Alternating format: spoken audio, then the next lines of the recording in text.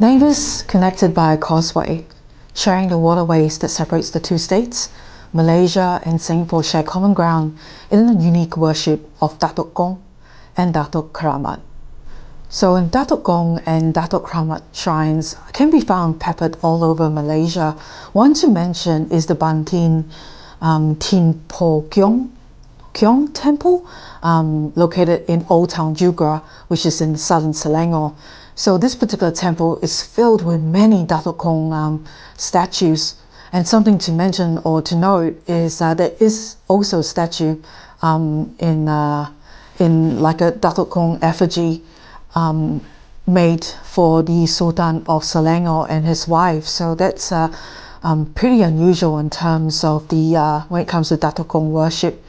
And as in for Singapore, Datuk Gong and the Datuk Keramat shrines can be found after you scale 152 steps on Causeway Island, and you reach this particular shrine that it's painted red and yellow, and it's kept watch by a 6th generation caretaker.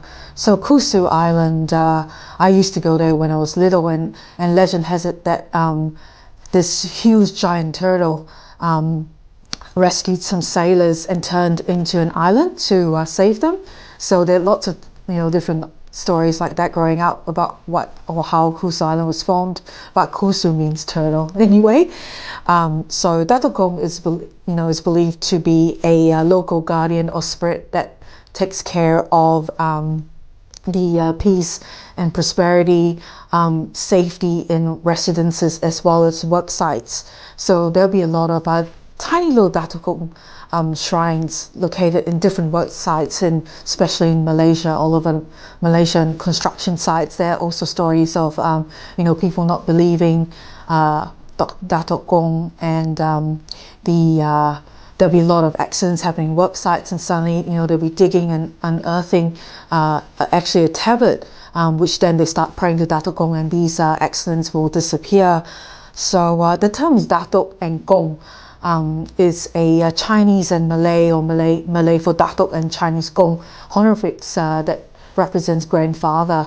There's also a linkage between the Datuk Gong to the Chinese deity datukgong Gong, which is the earth spirit as well. So Datuk Gong is often seen holding a keris, which is a Malay short sword or cane. He's also wearing a sarong and also a hat called a songkok, or sometimes a tengkolok. So tengkolok is a traditional Malay type style of hat that is folded, like this, and along the type in front. It's actually quite ornamental. I've also read that different states like Kedah, Kelantan, Selangor, even Georgetown, Penang, KL, and Kuantan, they all have different tengkoloks, and each representing different styles or different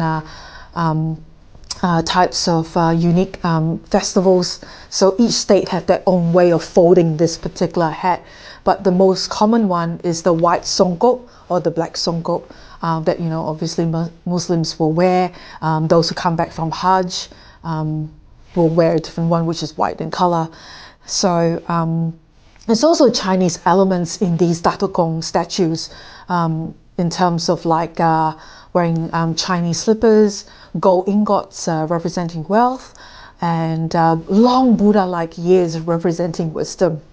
So these, as a sign of reverence for these Malay Muslim gods or spirits in form of Datuk Gong or Datuk Keramat, the worshippers actually offer halal type meals, so there's no pork involved, and no alcohol as well. So halal type meals in form of like kambing curry, which is mutton curry, or ayam curry, chicken curry.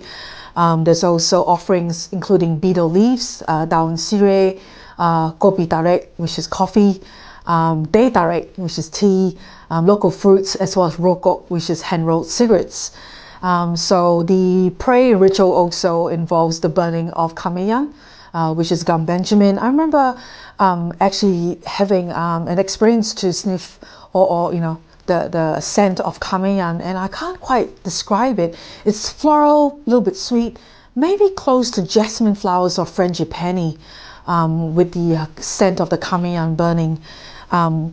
And if their prayers, the worshippers' prayers are answered, they will come back to the site to offer, offerings, as well as set up a kanduri or a feast for this particular Datuk Gong or Datuk Keramat. And the feast will include nasi kunyit, which is turmeric rice, and curries and achar of any sort. But like I said, no pork because it's halal. All meat has to be killed in a halal way, and no alcohol because obviously he is Muslim. So the Datuk Gong worship is rooted way back in the 19th century, and it starts with the Asian worship of Keramat. So the Keramat is the ancient worship of spiritual items or spiritual places. It could be a place, it's a nature worship or ancestor worship, like a person. It could be living or dead. Worshippers believe that the Keramat are living saints and can be in the form of a person. So he could be a shaman, a pious man, a politician, and like in terms of Selangor, the Sultan and his wife. Obviously then there's a female version which they call Datuk Nenek. Nenek is like grandmother, and an animal. So in this case a tiger, so they call it the Datuk Keramat Harimau. And I've also learned that the tiger has one smaller paw than the other, this particular spirit tiger. So with the origins of these Keramat may be different, the essence of these spirits still stay the same.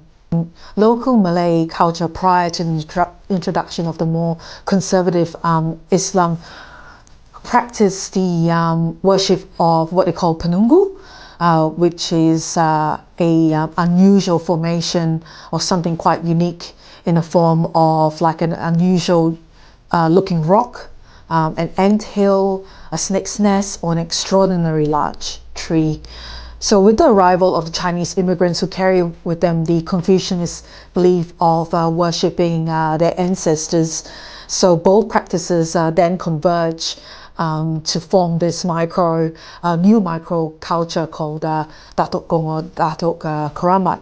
So the Datuk Gong is referred in Chinese to Datuk Gong, which is the earth spirit, and it's actually still considered an offshoot of the earth deity, which is datukgong Gong. So Datuk Gong usually, or Datuk Gong worship usually starts with someone gaining a vision of their original spiritual form. So it could be a white tiger or a really old man dressed in white. If you can picture Colonel Sanders of KFC dressed in white with a white mustache and beard, sans glasses, that's what Datuk Gong looks like. So a Datuk can also be invited into the residence by residing outside. They cannot enter the house to provide spiritual protection as well as luck.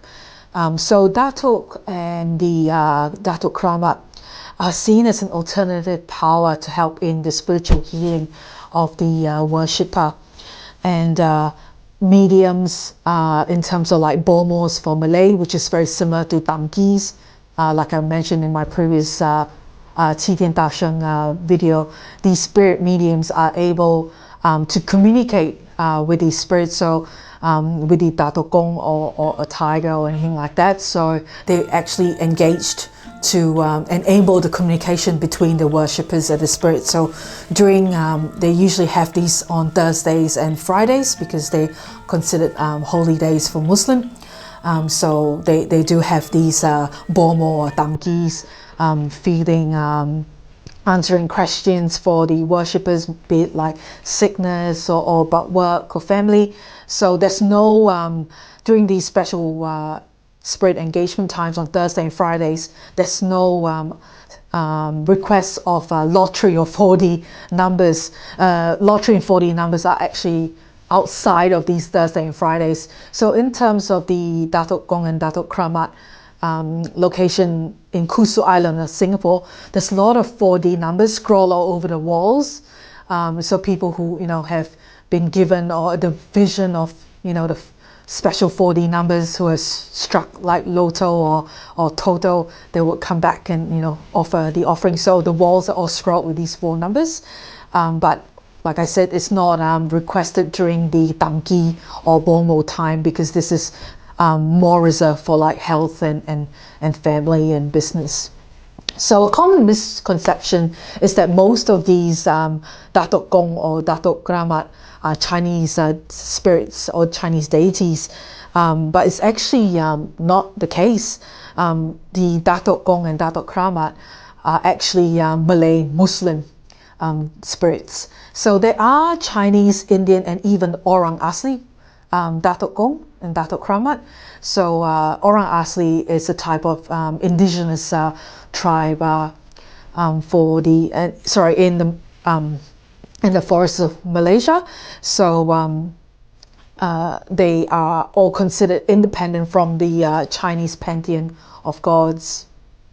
So the function of the Datuk varies across continents and even in Singapore, but his position as the land, as the spirit of the land, remains the same, and he remains the backbone of this particular belief.